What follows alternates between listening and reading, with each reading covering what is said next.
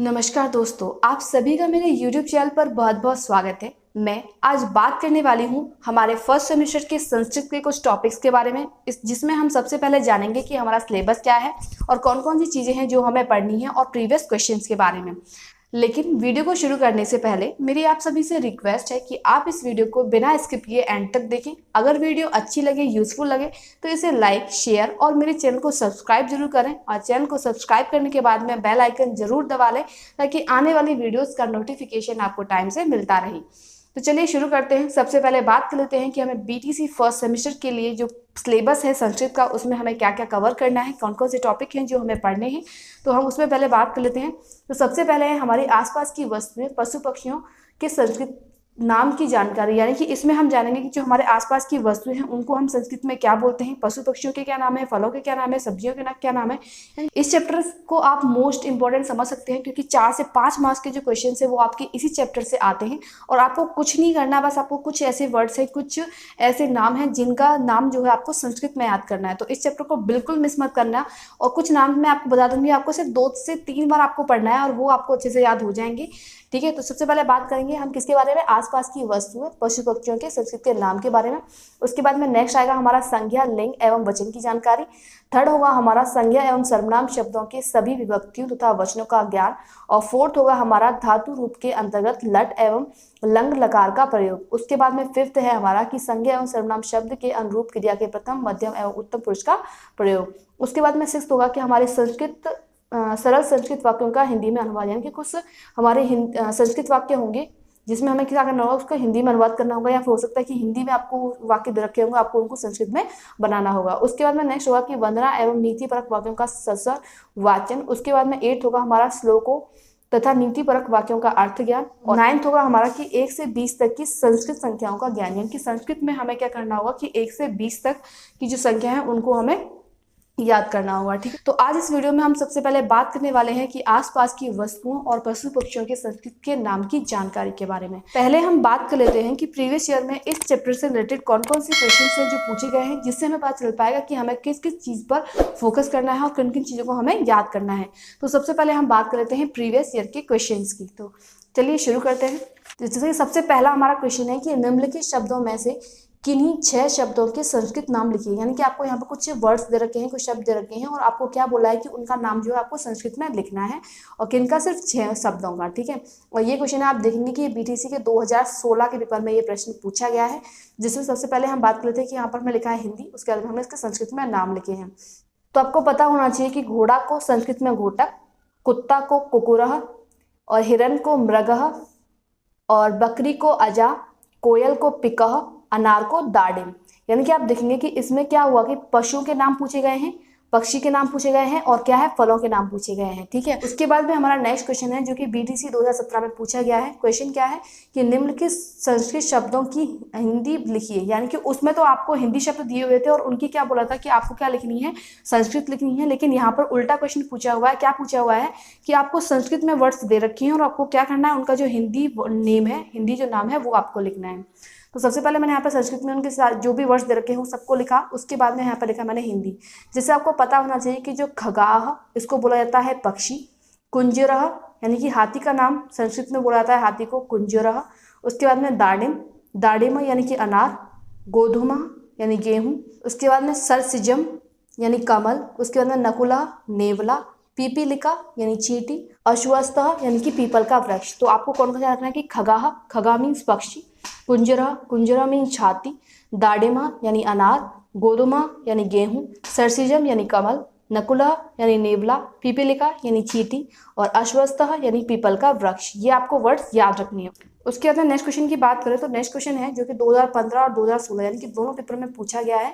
तो क्वेश्चन क्या है कि आसपास की कोई 4 वस्तुएं एवं पक्षियों के नाम शब्द लिखिए। पहला प्रश्न यानी कि 2015 में आपका प्रश्न पूछा गया था कि आपको क्या करना है कि आसपास की किन्हीं 5 या 4 वस्तुओं के नाम लिखने हैं और पक्षियों के नाम लिखने हैं।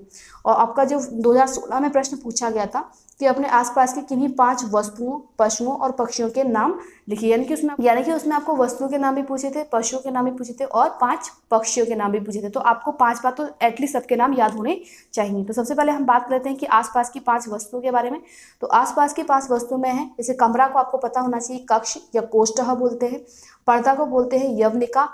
पंखा को बोलते हैं विद्युत व्यंजनम। साइकिल को बोला जाता है द्विचक्रिका। और उसके बाद में कुर्सी को बोला जाता है आसंदः। ठीक है, आपको नाम याद रखना है क्या? कमरा को बोला जाता है कक्ष, पर्दा को यवनिका। आप मेरे साथ बोलिए, कमरा को बोला जाता है कक्ष, पर्दा को यवनिका, पंखा को विद्युत व्यंजनम, साइकिल को द्विचक्रिका और कुर्सी को आसंदः। ठीक है, ये 5 हमारे वस्तुओं के नाम हो गए। हम नेक्स्ट बात कर लेते हैं 5 पशुओं के नामों के बारे में, जिसमें हमारा भालू है। भालू को क्या बोला जाता है? भलूकः। बाघ को बोला जाता है व्याघ्रः या फिर शार्दूलः। उसके बाद में घोड़ा की बात करें तो घोड़ा को बोला जाता है अश्वः या शप्तिः। हाथी की बात करें तो हाथी को गजः, हस्ती और कुंजरः। बैल को होता है वृषभ। आपको क्या करना है कि पशुओं के नाम याद करने हैं जो आपको इजी लगे, और वही 5 पशुओं के नाम आपको यहाँ पर लिखने हैं। उसके बाद हम नेक्स्ट बात करते हैं पक्षियों के नामों की। तो पक्षियों के नामों के बारे में बात करें तो पक्षियों में हमने लिखा है जैसे कबूतर। कबूतर को क्या बोलता है संस्कृत में? कपोतः। कोयल को पिकः, गौरैया को चटिका, सारस को क्रोंच और तोता को शुकः। ठीक है, ये आपको ध्यान रखना है कि कबूतर को बोला जाता है कपोतः, कोयल को बोला जाता है पिकः, गौरैया को बोला जाता है चटका, सारस को बोला जाता है क्रोचः और तोता को बोला जाता है शुकः। तो अभी तक हमने 3 प्रश्न की बात की जो कि हमारे 2015, 16 और 17 में पूछे गए थे। बाद में नेक्स्ट बात कर लेते हैं कि और कौन सा प्रश्न है जो कि आपके पीटीसी फर्स्ट सेमेस्टर के पेपर में पहले आ चुका है। तो नेक्स्ट क्वेश्चन आप देखेंगे क्या लिखा हुआ है कि चक्रोड़ः, मकराह, सारिका, मरालह, शशकः शब्दों में से किन्हीं 2 शब्दों का हिंदी अर्थ लिखिए। यानी कि आपको यहाँ पर 4-5 शब्द दे रखे हैं और बोला है कि आपको क्या करना है कि सिर्फ 2 शब्दों का हिंदी में अर्थ लिखना है। तो जो भी आपको पता हो वो आप लिख सकते हैं। जैसे कि यहाँ पर क्या है कि सरिका, सरिका को क्या बोला जाता है? मैना। और शशक को आपको पता होना चाहिए, जो शशक है उसको खरगोश बोला जाता है। ठीक है, उसके बाद में बात करते हैं नेक्स्ट क्वेश्चन की जो कि 2016 में पूछा गया है, जिसमें आपको क्या करना है कि निम्नलिखित शब्दों में से किन्हीं 4 शब्दों के हिंदी अर्थ लिखिए। यहाँ पर भी आपको कुछ शब्द दिए हुए हैं और आपको किन्हीं 4 शब्दों के नाम जो हैं वो हिंदी में लिखने हैं। जैसे कि सबसे पहले यहाँ पर लिखा हुआ है समाचार पत्रम, अश्रु, फिर न्यायालय, शवः, पितृव्यः, पितामह, धूमः और द्वारम। यानी कि इनमें से जिन भी शब्दों की हमें हिंदी पता हो हमको उन्हीं को लिखना है। जैसे कि यहाँ पर हमने लिखा है कि समाचार पत्रम, जिसको क्या बोलता है? समाचार पत्र हिंदी में। पितृव्यः की बात करें तो पितृव्य को बोला जाता है चाचा, पितामह की बात करें तो दादा, धूमह की बात करें तो धुआं। ठीक है, उसके बाद नेक्स्ट क्वेश्चन की बात करते हैं जो कि हमारे बीटीसी के 2017 में पूछा गया है। इसमें क्या है कि निम्नलिखित पशु पक्षियों के नाम संस्कृत में लिखिए, जिसमें आपको गधा, तोता, मछली, बकरी, यानी कि ये सब नाम दिए हुए हैं और आपको क्या करना है कि इनके जो नाम हैं वो किस में लिखने हैं? संस्कृत में लिखने हैं।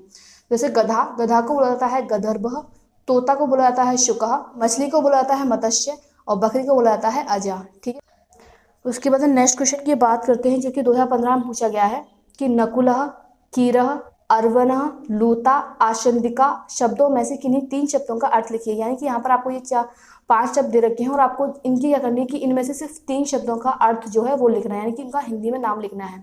तो मैंने आपको अभी बताया था कि नकुलः को बोला जाता है नेवला, कीरः को बोला जाता है तोता, अर्वन को घोड़ा, लूता को मकड़ी और आशंदिका को कुर्सी। यानी कि आप जो है इनमें से किन्हीं 3 शब्दों का जो अर्थ है वो आपको केवल लिखना है। उसके बाद हम नेक्स्ट बात कर लेते हैं कि कुछ ऑब्जेक्टिव क्वेश्चंस हैं जो कि हमारे इस चैप्टर से भी पूछे गए हैं। तो जिसमें हमारा सबसे पहला ऑब्जेक्टिव है जो कि 2015 में पूछा गया था कि दृश्यतः शब्द अर्थ है। तो इसमें आपको यहाँ पर ऑप्शन दे रखे थे देखना, पत्थर, हृदय और चंद्रमा। ठीक है, तो आपको बताना है कि कौन सा ऑप्शन सही होगा। तो दृश्यत का मतलब होता है पत्थर, यानी कि बी ऑप्शन यहाँ पर करेक्ट है। उसके बाद नेक्स्ट क्वेश्चन की बात करते हैं कि नेक्स्ट क्वेश्चन पूछा गया था कि विसंज्ञ शब्द का अर्थ है, और जिसमें आपको यहाँ पर ऑप्शन दे रखे थे चेतायुक्त, बी अच्छी संगति, सी चेतनाहीन और डी था यहाँ पर निरोगी। तो विसंज्ञक का मतलब होता है अच्छी संगति, यानी कि यहाँ पर भी आपका जो है बी ऑप्शन सही है। ये क्वेश्चन कब पूछा गया था? 2016 में। क्वेश्चन था अनुष्ठा शब्द का अर्थ है, जिसमें ऑप्शन थे उंगली, बी अंगूठा, सी अंतड़ी, डी अंगूर। ठीक है, जिसमें अनुष्ठा का मतलब क्या होता है आपको पता होना चाहिए कि अनुष्ठा का मतलब होता है अंगूठा। ठीक है, यानी कि यहाँ पर भी हमारा बी ऑप्शन जो है वो करेक्ट है। उसके बाद में आपको नेक्स्ट क्वेश्चन पूछा गया था कि घोटक शब्द का अर्थ है। तो घोटक शब्द का अर्थ क्या है? बिल्ली, या बी ऑप्शन गाय, या सी ऑप्शन घोड़ा, या डी ऑप्शन हाथी। तो यहाँ पर करेक्ट ऑप्शन आपका क्या होगा? घोड़ा। अगर मैं कहूँ तो ऑब्जर्वेशन के हिसाब से देखा जाए तो आप देखेंगे कि पशुओं के नाम, पक्षियों के नाम और फलों के नाम ये मोस्टली पूछे जाते हैं। अगर आपको इतने सारे नाम याद नहीं हो रहे हैं, नहीं कर पा रहे हैं, तो आप 3 चीज़ों को जरूर याद कर लीजिएगा कि पशुओं के नाम याद कर लीजिएगा, पक्षियों के नाम याद कर लीजिएगा और याद कर लीजिएगा फलों के नाम। ठीक है, और मैं कुछ आपको दिखा देती हूँ जिसमें से आप ये पढ़ सकते हैं। यहाँ देखेंगे कि आपको मैंने यहाँ पर बहुत सारे पशु के नाम लिखे हुए हैं। आपको जो पशु के नाम याद हो, अगर आपको याद ना हो तो आप उनको 2 से 3 बार पढ़ जरूर लीजिएगा।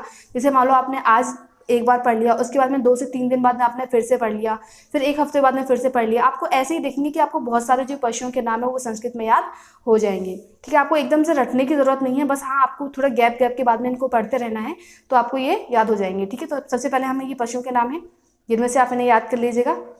और पशुओं के नाम याद कर रहे हो तो ये आपके और पशुओं के नाम है। उसके बाद में नेक्स्ट बात कर लेते हैं कुछ पक्षियों के नाम के बारे में। तो यहाँ पे कुछ पक्षियों के नाम भी मैंने लिखे हुए हैं। उसके बाद में नेक्स्ट बात करते हैं कुछ अनाजों के नाम के बारे में, जैसे कि आपसे जो गेहूं के बारे में पूछा गया था। तो नेक्स्ट आता है हमारा सब्जियों के नाम, जिसमें से आप यहाँ पर देख रहे हैं। तो सब्जियों के नाम में भी कभी कभी जो ऑप्शनल क्वेश्चन है या फिर कुछ क्वेश्चन पूछ लिए जाते हैं, तो आपको जो ईजी लगे तो वो जरूर याद कर लीजिएगा सब्जियों के नामों में। ये सारी सब्जियों के नाम है। उसके बाद नेक्स्ट बात करते हैं कुछ फलों के नामों के बारे में। आप चाहें तो स्क्रीनशॉट भी ले सकते हैं। फलों के नाम आप जरूर याद कर लीजिएगा क्योंकि फलों के नाम में से जो क्वेश्चन है वो जरूर पूछा जाता है। ठीक है, उसके बाद में नेक्स्ट बात कर लेते हैं, जैसे कि आपने देखा होगा कि अभी क्वेश्चन पूछा भी गया था कि पितामह और पितृव्य का मतलब क्या होता है, यानी कि कुछ परिवार एवं संबंधियों के नाम जो कि संस्कृत में दिए हुए हैं। तो आप यहाँ से देख सकते हैं। आप इन्हें एक बार रीड जरूर कर लीजिएगा। मैं ये नहीं कह रही हूँ कि आप इन्हें याद कीजिए, लेकिन हाँ रीड जरूर कर लीजिएगा। तो यहाँ पर आपके ये कुछ परिवार संबंधियों के नाम लिखे हुए हैं। उसके बाद में नेक्स्ट बात करते हैं शरीर के अंगों के नामों के बारे में।